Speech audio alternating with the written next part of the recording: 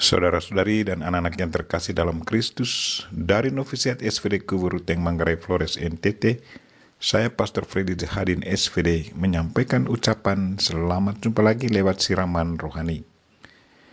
Hari ini Selasa 13 Juli 2021. Injil hari ini diambil dari Matius bab 11 ayat 20 sampai 24. Kita diingatkan untuk selalu bersyukur karena kita sudah menjadi anggota Kristus.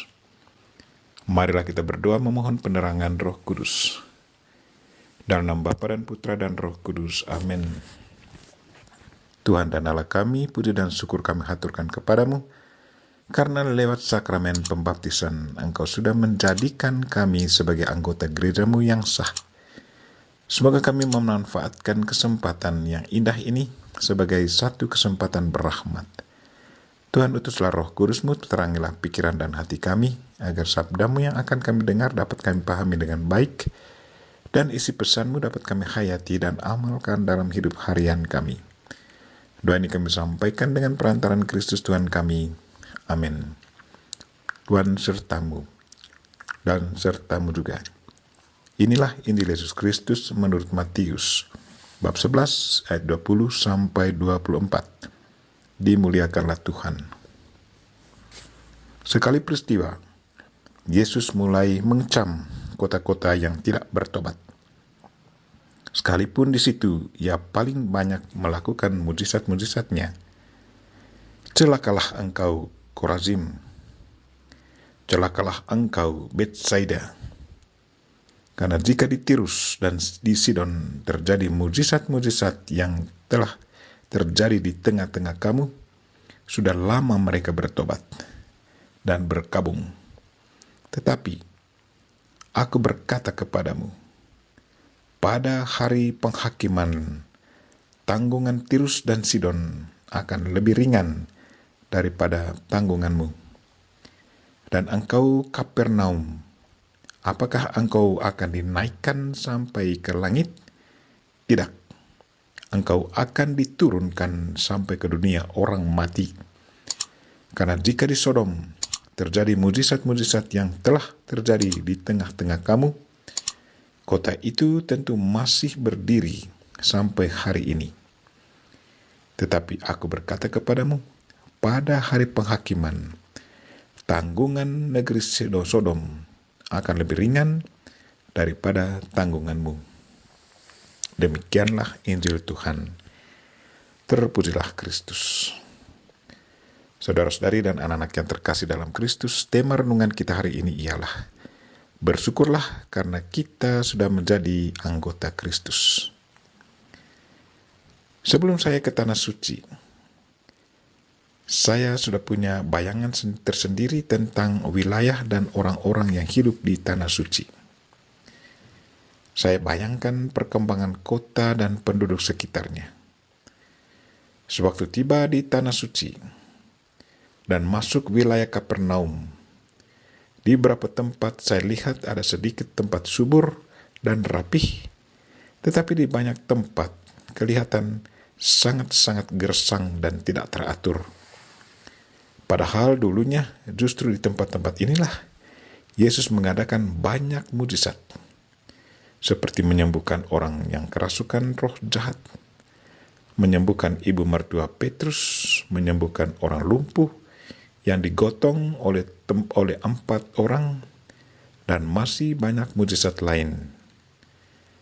Waktu saya menginjakkan kaki di Kapernaum, saya sampai bertanyakan hal ini.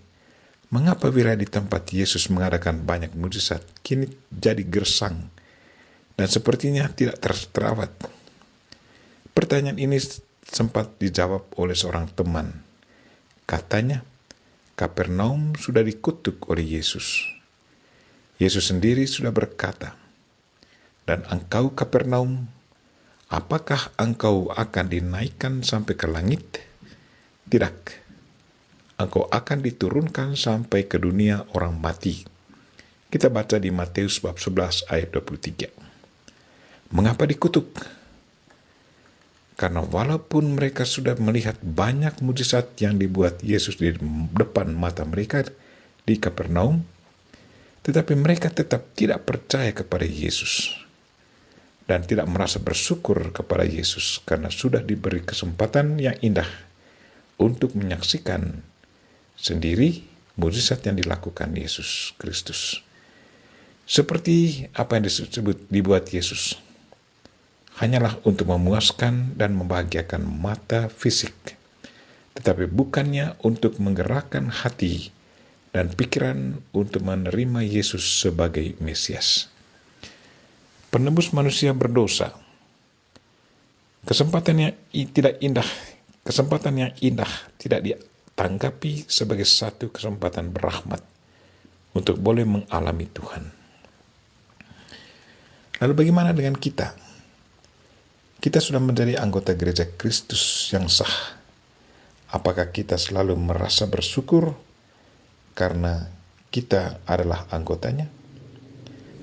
Apakah kita turut berperan aktif sebagai anggota gereja Kristus?